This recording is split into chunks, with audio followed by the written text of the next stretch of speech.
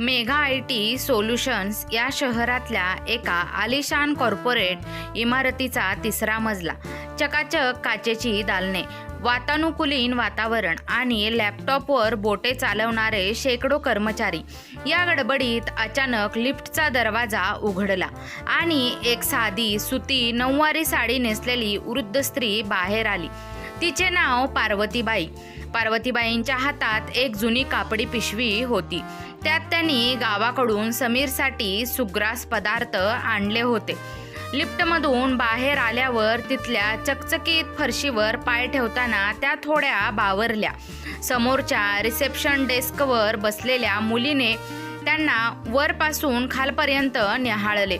तिने कधीच अशा गावठी वाटणाऱ्या स्त्रियाला या ऑफिसमध्ये पाहिले नव्हते.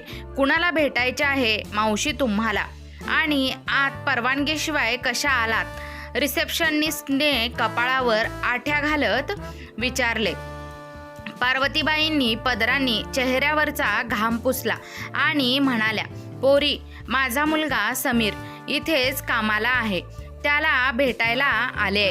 हे बघ, त्याच्यासाठी त्याचे आवडते धपाटे आणि पुरणपोळ्या आणल्यात. रिसेप्शनिस्टने नाईलाजाने समीरला इंटरकॉमवर फोन लावला. 5 मिनिटातच समीर आपल्या केबिनमधून बाहेर आला.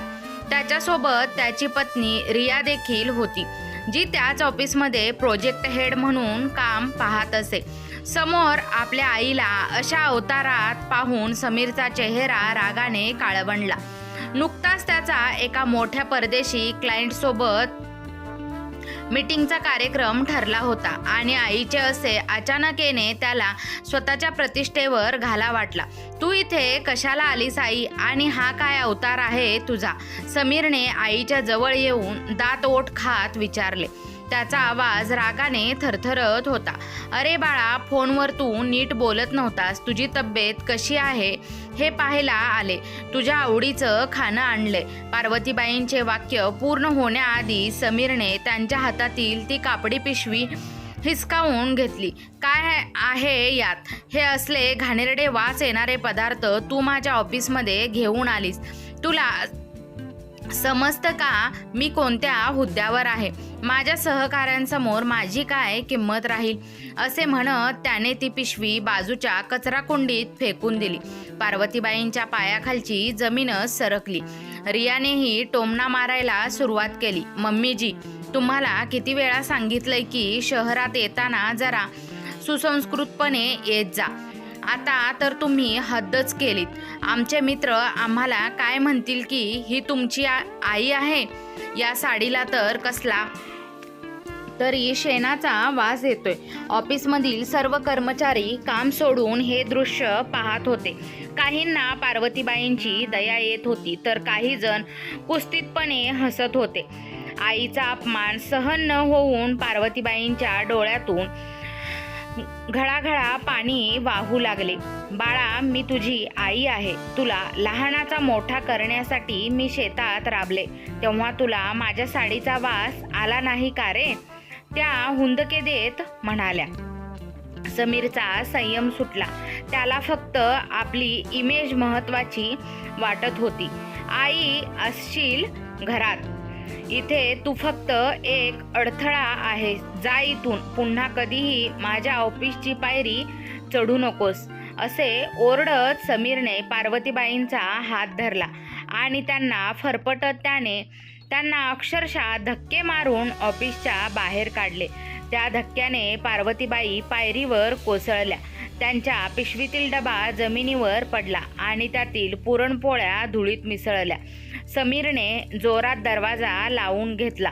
त्या भरल्या ऑफिसमध्ये आणि लिफ्टच्या समोर पार्वतीबाई एकट्या जमिनीवर पडल्या होत्या. त्यांच्या हाताला खरचटले होते, पण त्यापेक्षा जास्त जखम त्यांच्या मनाला झाली होती. आज त्यांच्या कष्टाचे फळ त्यांना अपमान म्हणून मिळाले होते. पण तिथेच बसून न रडता पार्वतीबाईंनी स्वतःला सावरले. त्यांनी पदराने डोळे पुसले आणि उभ्या राहिल्या. त्यांच्या डोळ्यात आता दुःख नव्हते, तर एक वेगळाच निर्धार होता. त्यांनी जमिनीवर पडलेला रिकामा डबा उचलला आणि त्या इमारतीकडे पाहिले. माझ्या मुलाला माझ्या साधेपणाची लाज वाटली ना. आता हीच आई त्याला स्वतःच्या पायावर उभी राहून दाखवेल. बघूया कोणाचा स्वाभिमान मोठा आहे, असा मनात विचार करून पार्वतीबाईंनी तिथून बाहेरच्या दिशेने पाऊल टाकले. ऑफिसच्या पायऱ्यांवरून अपमानित होऊन बाहेर पडल्यानंतर पार्वतीबाईंच्या मनात विचारांचे काहूर माजले होते. समोरची गर्दी, धावणारी वाहने आणि उंच इमारती त्यांना गिळायला येत आहेत असे वाटत होते. ज्या मुलासाठी त्यांनी स्वतःचे आयुष्य झिजवले, त्याच मुलाने आज रक्ताच्या नात्याला कचराकुंडीत फेकून दिले होते. त्यांच्याकडे गावी जाण्यासाठी खिशात थोडेच पैसे होते, पण गावी जाऊन पुन्हा त्याच लोकांच्या प्रश्नांना सामोरे जाणे त्यांना मान्य नव्हते.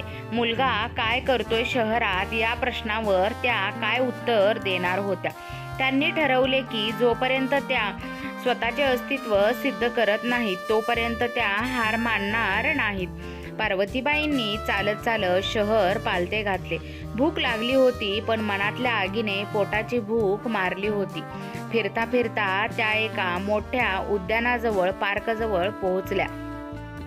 तिथे संध्याकाळच्या वेळी अनेक लोक फिरायला येत असत. तिथे एका कोपऱ्यात काही स्त्रिया डबे विकण्याचे काम करत होत्या. ते पाहून पार्वतीबाईंच्या डोक्यात एक विचार चमकला.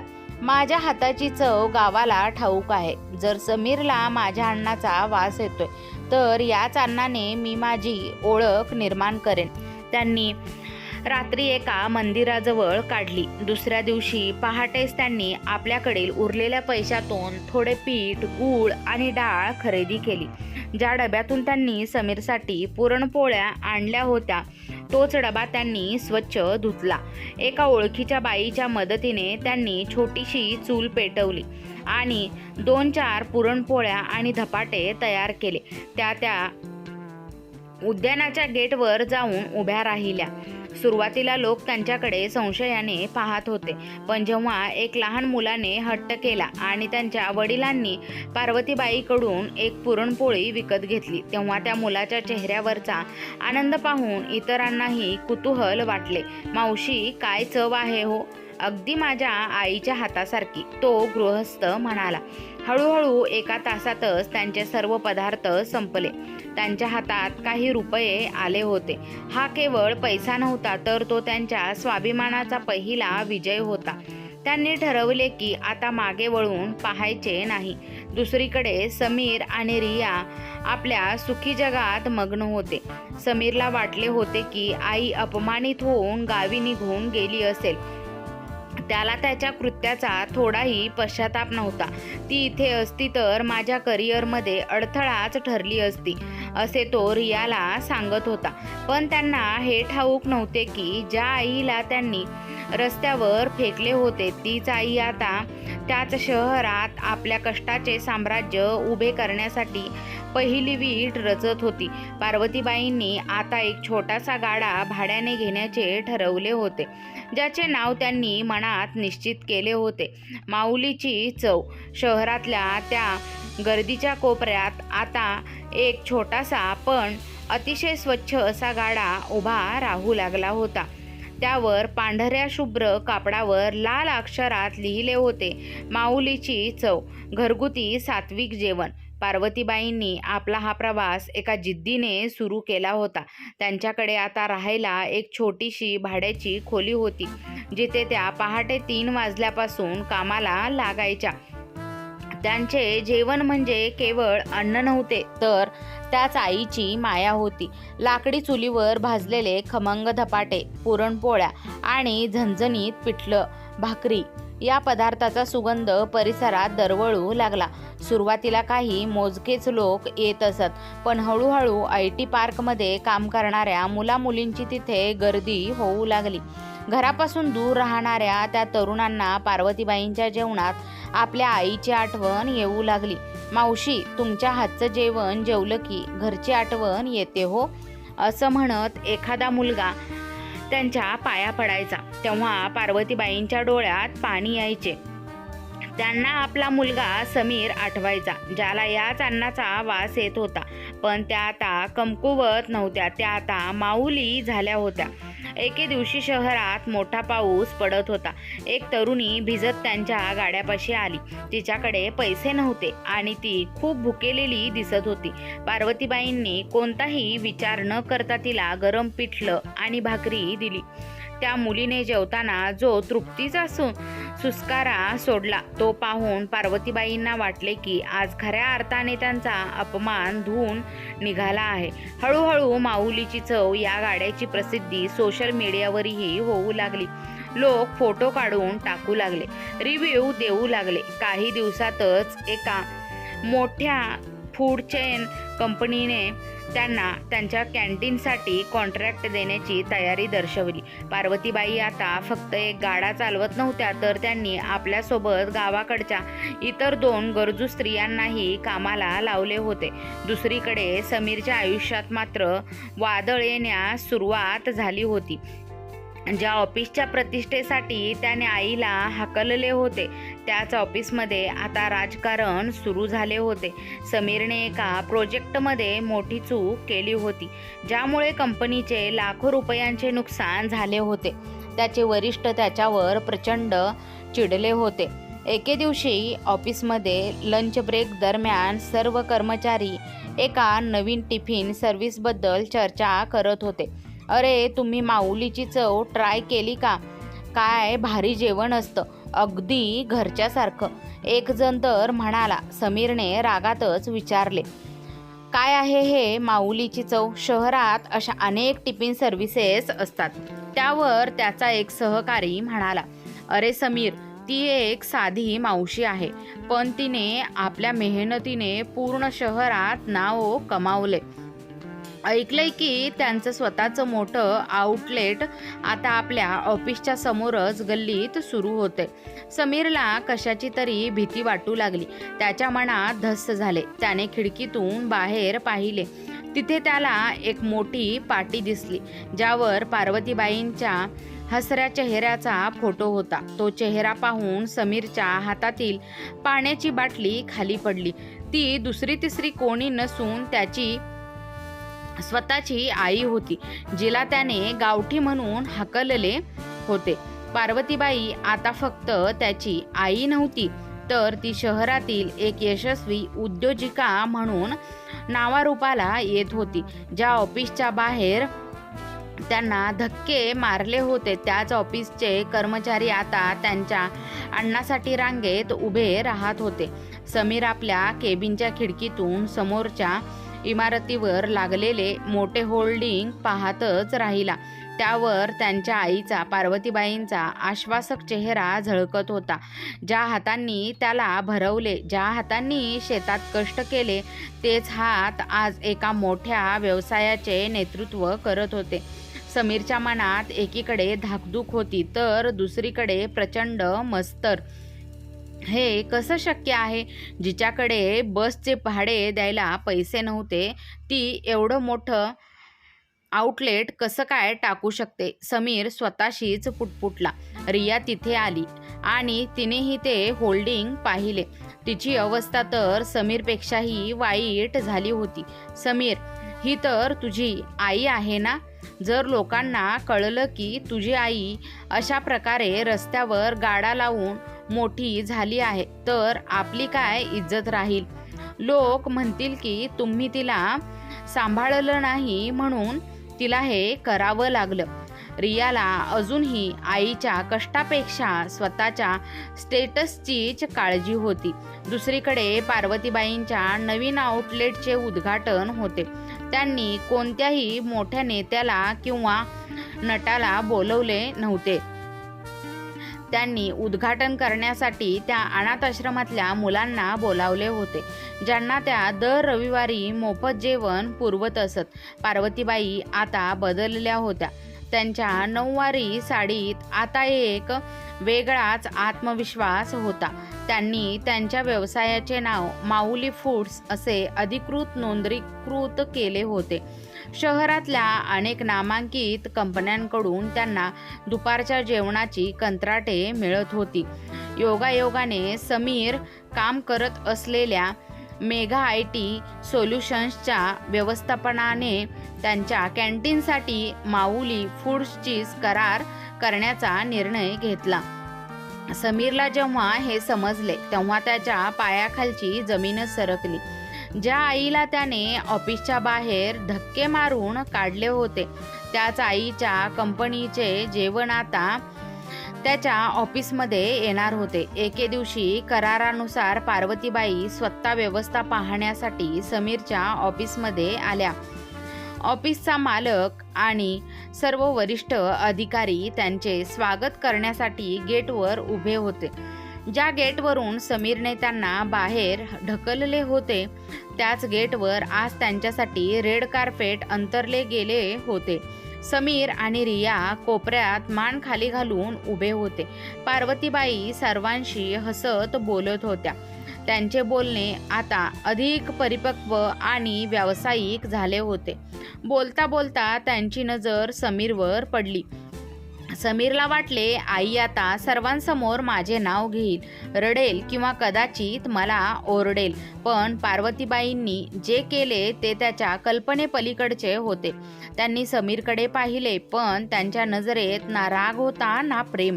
त्यांनी अगदी अनोळखी व्यक्तीकडे पाहावे तसे समीरकडे पाहिले आणि पुढे निघून गेल्या. समीरला त्या क्षणी आपल्या अस्तित्वाची शून्यता जाणवली. आईने त्याला ओळखायला नकार दिला होता तर तिने त्याच्याशी असलेले नाते त्या अपमानासोबतच संपवले होते. ऑफिसच्या मालकाने पार्वतीबाईंची ओळख करून देताना म्हटले, समीर, रिया, या पहा पार्वतीबाई. केवळ 6 महिन्यात त्यांनी शून्यातून विश्व निर्माण केले. आज त्यांचा टर्नओव्हर कोट्यावधीत आहे. आपल्या कंपनीला त्यांच्यासारख्या खंबीर पार्टनरची गरज आहे. समीर आणि रिया स्तब्ध उभे राहिले. ज्यांना त्यांनी गावठी ठरवले होते त्यांच्या समोर आज त्यांना हात जोडून उभे राहावे लागत होते. संपूर्ण ऑफिसच्या कर्मचाऱ्यांच्या नजरा समीरवर खिळल्या होत्या. कारण काही दिवसापूर्वीच ते धक्के मारण्याचे दृश्य कोणीही विसरले नव्हते. काळ कोणासाठीच थांबत नाही, तो फक्त बदलत असतो. माऊली फूड्स आता केवळ एक टिफिन सर्व्हिस राहिली नव्हती तर एक मोठे ब्रँड बनले होते. पार्वतीबाईंनी आपल्या मेहनतीने आणि प्रामाणिकपणाने शहरात एक वेगळेच स्थान निर्माण केले होते. पण दुसरीकडे समीर आणि रियाचे आयुष्य मात्र विस्कळीत होऊ लागले होते. समीरने ज्या प्रोजेक्टमध्ये चूक केली होती त्याचे परिणाम आता गंभीर झाले होते. कंपनीला मोठे आर्थिक नुकसान सहन करावे लागले आणि त्याचा सर्वात ठपका समीरवर ठेवण्यात आला. ऑफिसच्या ज्या केबिनमध्ये बसून त्याने आईचा अपमान केला होता त्याच केबिनमधून आज त्याला अपमानित होऊन राजीनामा द्यावा लागला. रियाची ही नोकरी धोक्यात आली होती. घराचे हप्ते, कारचे कर्ज आणि शहरातला महागडा खर्च झेपणे आता समीरला अशक्य झाले होते. ज्या मित्रांसमोर तो आईची लाज वाटत असल्याचे सांगायचा त्या एकाही मित्राने त्याला आर्थिक मदत केली नाही. उलट त्याची टिंगलच केली जाऊ लागली. एके दिवशी संध्याकाळी समीर आणि रिया घरात चिंतेत बसले होते. बँकेची नोटीस आली होती. जर पैसे भरले नाहीत तर घर जप्त होणार होते.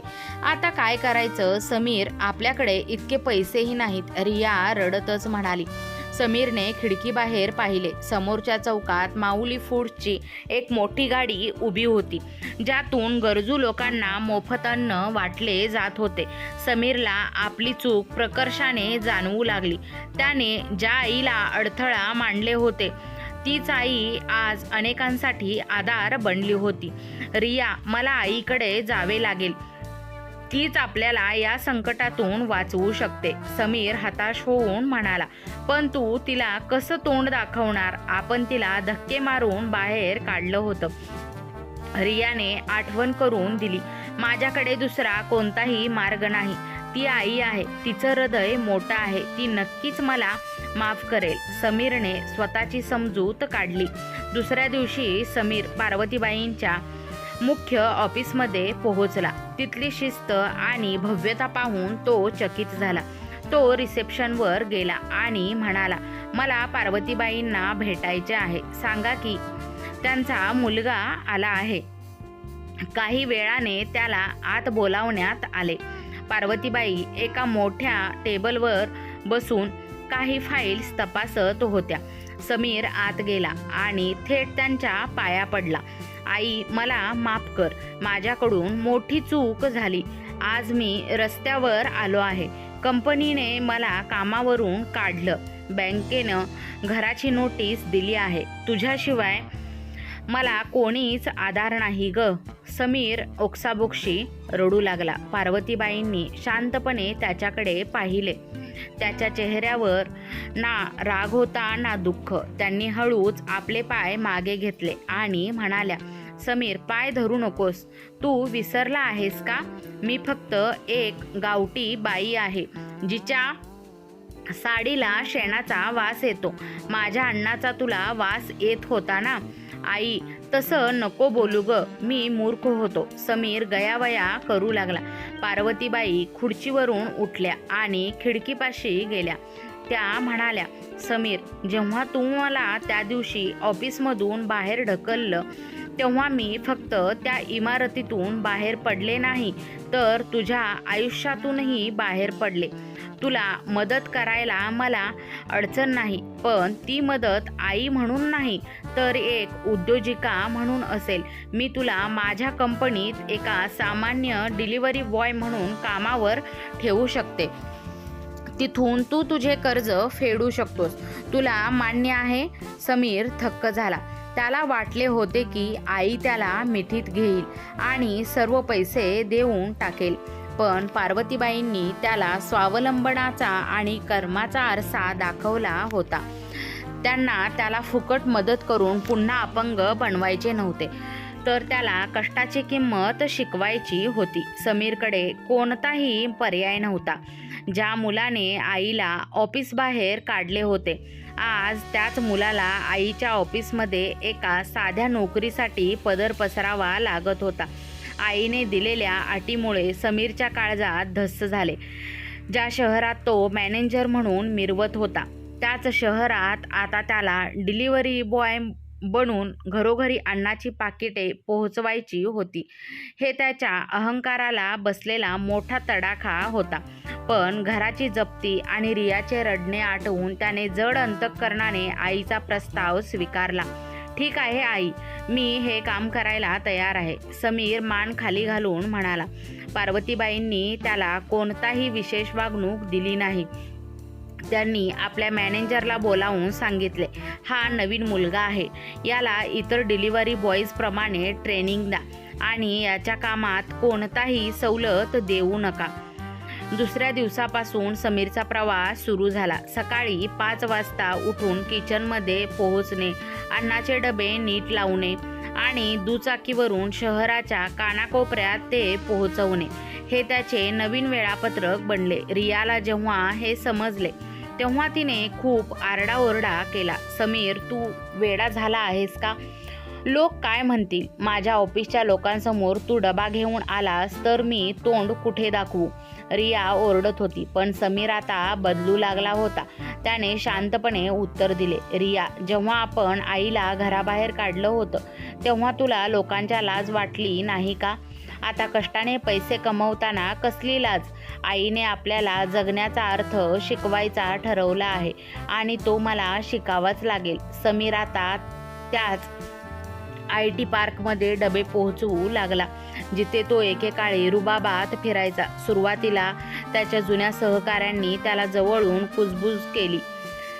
काहींनी त्याची थट्टाही उडवली, पण समीरने कोणाकडेही लक्ष दिले नाही. त्याला आता जाणीव झाली होती की अन्नाचे एक पाकीट वेळेवर पोहोचवणे हे किती जबाबदारीचे काम असते.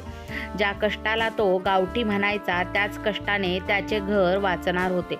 एके दिवशी समीर आपल्या आईच्या पार्वतीबाईंच्या केबिनमध्ये काही हिशोब देण्यासाठी गेला. तिथे त्याने पाहिले की पार्वतीबाई त्यांच्या नफ्यातला मोठा हिस्सा एका वृद्धाश्रमाला आणि गरीब मुलांच्या शिक्षणासाठी दान करत होत्या.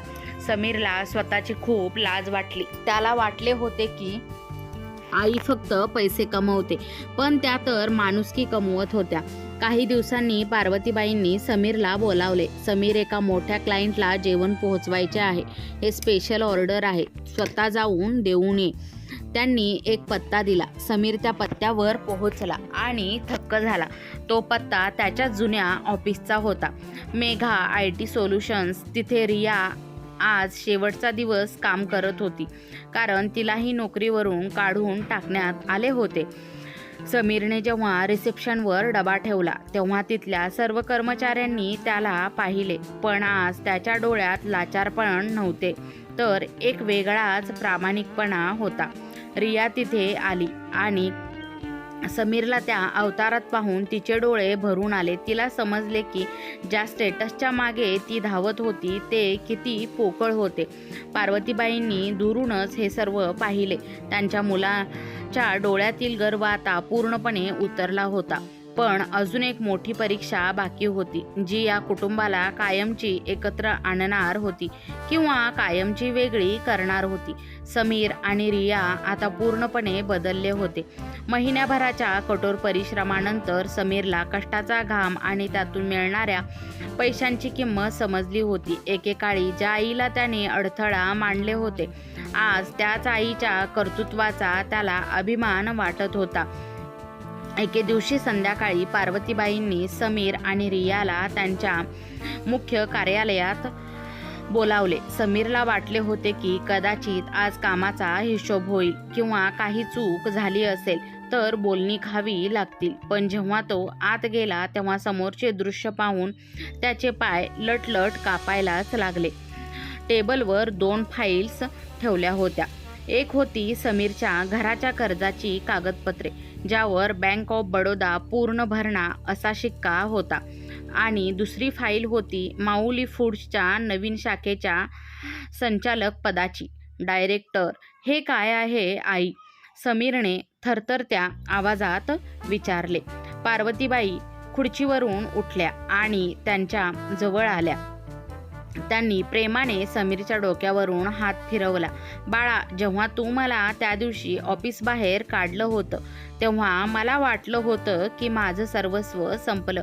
पण त्याच दिवशी मी ठरवलं की माझ्या मुलाला मी असा अर्ध्यावर सोडणार नाही. तुला जो गर्व झाला होता तो उतरवणं गरजेचं होतं. जर मी तुला तेव्हाच पैसे देऊन मदत केली असती तर तू कधीच कष्टाची किंमत शिकला नसतास. समीरने पाहिले की आईने त्याच्या घराचे सर्व कर्ज स्वतःच्या कमाईतून फेडले होते. रियालाही आपली चूक उमजली होती. ती पार्वतीबाईंच्या पाया पडून रडू लागली. मम्मीजी, आम्हाला माफ करा. आम्ही पैशाच्या आणि पदाच्या घमेंडीत इतके आंधळे झालो होतो की आम्हाला घरातली लक्ष्मीच ओळखता आली नाही. पार्वतीबाईंनी रियाला जवळ घेतले आणि म्हणाल्या, मुलांनो, पैसा आणि हुद्दा आज आहे उद्या नाही, पण स्वाभिमान आणि संस्कार हीच खरी शिदोरी असते. मी हे साम्राज्य उभं केलं ते फक्त माझ्यासाठी नाही तर तुमच्यासाठीच. पण अट एकच आहे, इथून पुढे कोणताही माणूस त्याच्या कपड्यावरून किंवा गरिबीवरून पारखायचा नाही. त्याच वेळी ऑफिसचा बाहेर तोच रिसेप्शनिस्ट मुलगा उभा होता ज्याने पहिल्या दिवशी पार्वतीबाईंना अडवले होते. पार्वतीबाईंनी त्याला बोलावले आणि सांगितले, आजपासून समीर सर या शाखेचे काम पाहतील. पण लक्षात ठेवा समीर, तू आधी एक डिलिव्हरी बॉय होतास हे कधीच विसरायचं नाहीस, कारण तिथूनच तुझा खरा जन्म झाला आहे. संपूर्ण ऑफिसच्या कर्मचाऱ्यांनी टाळ्यांचा कडकडाट केला.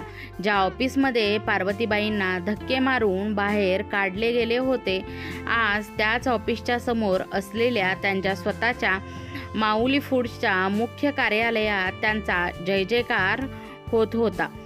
समीरने आईला घट्ट मिठी मारली. आज त्यांच्या डोळ्यात पश्चातापाचे नाही तर कृतज्ञतेचे अश्रू होते. आईने केवळ स्वाभिमानासाठी संघर्ष केला नव्हता, तर तिने आपल्या मुलाला चुकीच्या मार्गावरून खेचून पुन्हा माणुसकीच्या मार्गावर आणले होते. पार्वतीबाईंच्या स्वाभिमानाची झेप आज पूर्ण झाली होती. त्यांनी सिद्ध केले होते की एक स्त्री आणि एक आई जर ठरवले तर ती शून्यातून जग निर्माण करू शकते आणि मोडलेले घर पुन्हा सावरू शकते. मित्र आणि मैत्रिणींनो, तुम्हाला आजची कथा आवडली असल्यास चॅनलला लाईक, शेअर, सबस्क्राईब नक्की करा. कथा पूर्ण ऐकल्याबद्दल, वाचल्याबद्दल तुम्हा सर्वांचे मनपूर्वक धन्यवाद. जर कोणी चॅनलवर नवीन आला असेल तर ऑल नोटिफिकेशन नक्की दाबा. येणारा प्रत्येक कथा सर्वात आधी तुम्हाला ऐकायला आणि वाचायला मिळेल. भेटू पुन्हा एकदा.